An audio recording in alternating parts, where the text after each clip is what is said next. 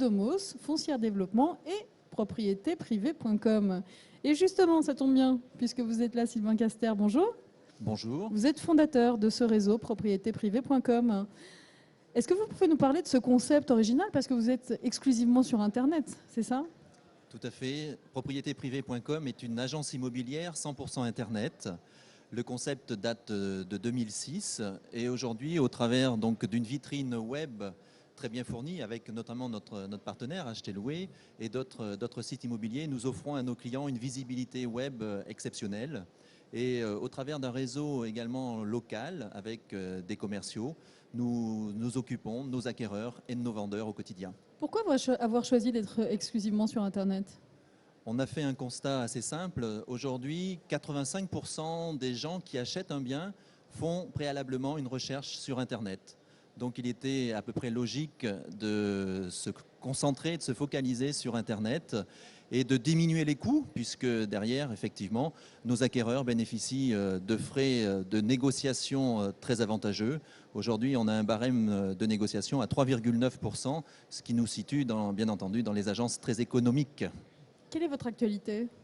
Alors notre actualité, elle est très riche, notamment aujourd'hui et grâce à l'outil Internet, l'outil web, on propose aux acquéreurs de créer un compte et de pouvoir gérer toutes leurs annonces, tous leurs projets de recherche à partir de propriétéprivée.com en ayant la possibilité de ramener sur leur espace toutes les annonces qui sont issues de n'importe quel site immobilier et de manière à bénéficier d'informations qui sont des informations utiles, des informations gratuites, de manière à bien mener leur projet immobilier. Et puis, on a une actualité très intéressante pour les vendeurs, puisqu'aujourd'hui, on lance une garantie revente, donc une garantie vente.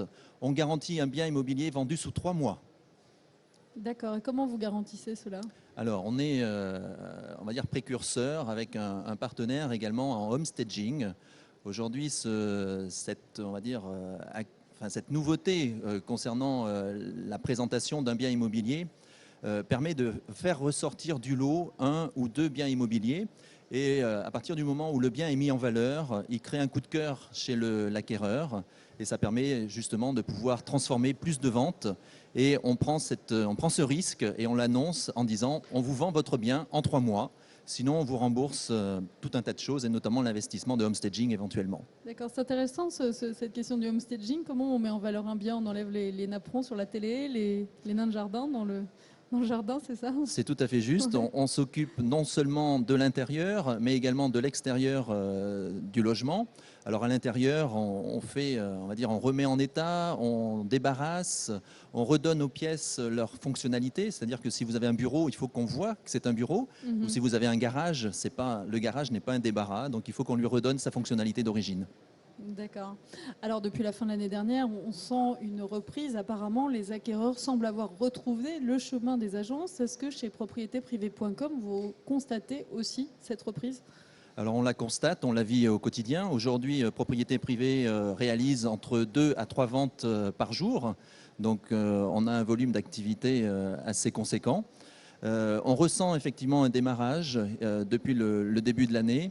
Les taux, effectivement, sont historiquement bas, donc il y a des opportunités pour les acquéreurs et qui bénéficient de solutions de financement avec des taux, des emprunts assez intéressants.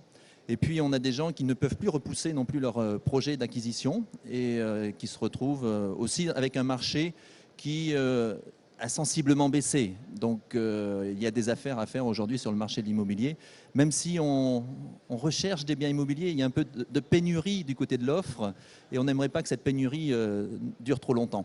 Alors, vous parlez des prix, vous dites que ça a baissé. Néanmoins, à Paris, en Ile-de-France, on n'a pas vraiment le sentiment de cette baisse. Alors, vous parlez de quelle région, en fait ? Alors, nous sommes présents sur toute la France.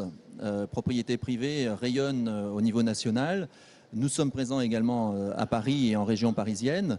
C'est vrai que sur Paris, la baisse est moins sensible. En province, on a des régions, on a des villes sur lesquelles on a des baisses de 15-20% sur les prix. Comme par exemple ?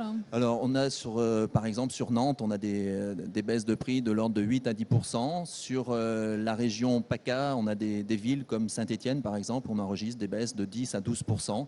et des régions, par exemple sur Strasbourg, au contraire, la baisse est beaucoup moins sensible. Strasbourg est une ville qui se tient bien malgré la crise. Le marché du logement a toujours été très tendu sur Strasbourg, il y a quand même peu d'offres plutôt. Il y a peu d'offres. Et aujourd'hui, c'est notre difficulté. C'est si certains vendeurs nous écoutent, mettez en vente votre bien immobilier. Il y a de la demande, les acquéreurs reviennent. Et aujourd'hui, on serait ravis de pouvoir mettre en marché de nouveaux biens immobiliers. Alors justement, c'est intéressant ce que vous dites. Les vendeurs, qu'est-ce qui les freine, les vendeurs potentiels, qu'est-ce qui les freine dans leur démarche? Ce qui les freine, c'est qu'ils entendent parler de la baisse du prix de l'immobilier. C'est vrai qu'aujourd'hui, on est revenu à un niveau de prix qui est sensiblement celui de 2005. Et donc les vendeurs pensent qu'en vendant aujourd'hui, ils vont perdre de l'argent. Or, c'est faux. Si on regarde sur 10 ou 15 années, le prix de l'immobilier a constamment progressé. Donc les gens, même en vendant aujourd'hui, ne font pas de mauvaises affaires. Les vendeurs ont intérêt à vendre, surtout qu'ils vont trouver en face la possibilité d'acheter également à un bon prix. Aujourd'hui, ce sont plutôt les primo-accédants qui animent le marché? Alors en 2009, on a eu un marché très dynamique du fait justement des primo-accédants. Le marché de la revente était plus difficile, plus contrarié, et les primo-accédants, heureusement, ont pu animer ce marché et être au rendez-vous pour un nombre de ventes relativement conséquent. Pourquoi justement vraiment ce marché de la revente est contrarié, mis à part les motifs que vous nous avez exposés? Les gens sont dans l'expectative, on entend parler de crise, Oui. on ne sait pas trop aujourd'hui où se fixe le prix réel. Leurs prétentions sont encore trop importantes, vous pensez? Sur certaines villes, certaines régions ou certains biens, oui. Vous parliez tout à l'heure, et j'entendais vos collègues parler de la nécessité de faire une estimation et de bien travailler cette approche de prix. Dans notre métier, c'est indispensable. On a une approche professionnelle, on connaît le marché et on renseigne le vendeur sur la valeur vraie, la valeur réelle du bien immobilier. Essayer de faire une plus-value de 10-15% par rapport à une valeur de marché, c'est un peu utopique et aujourd'hui, le marché ne répond plus à ce genre de démarche. D'accord, donc vous appelez les vendeurs à un petit peu plus de réalisme. Du réalisme et puis faire confiance à un professionnel. Le professionnel connaît le marché. Nous avons l'habitude de traiter un certain volume de transactions. Donc nous connaissons les prix de marché, nous savons quelle est l'offre et la concurrence entre des biens différents. Donc on a cet œil pour conseiller le vendeur et pour amener aussi l'acquéreur à faire une bonne opération. D'accord. Un petit mot du marché locatif. Est-ce qu'il se détend du coup? Alors le marché locatif est un marché qui reste dynamique. Les prix, donc pour la première fois, on va dire début 2010, on a des indices de loyers qui ont tendance à baisser. Donc on revient là aussi à des hausses de loyers plus raisonnables, ce qui est également une bonne chose.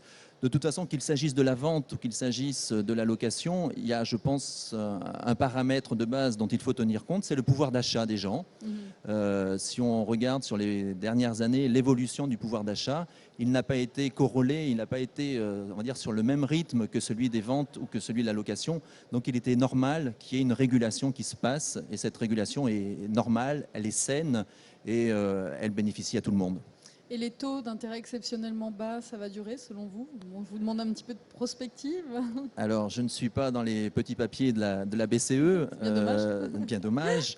On sait que tout ça se régule autour d'une volonté de maîtriser l'inflation, de ne pas, on va dire, compliquer l'accès au crédit. On veut que l'économie reste dynamique, donc les taux historiquement bas devraient y contribuer.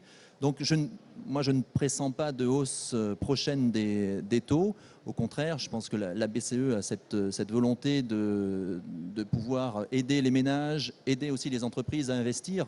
Et donc le niveau des taux aujourd'hui devrait être quand même pour un certain temps à ce niveau-là. On n'aura certainement pas de baisse. On n'a jamais eu un taux, on va dire, un taux de la Banque centrale européenne aussi bas. Donc on peut en profiter et je pense que les acquéreurs aujourd'hui ont de la chance pour pouvoir profiter de ces taux historiquement bas.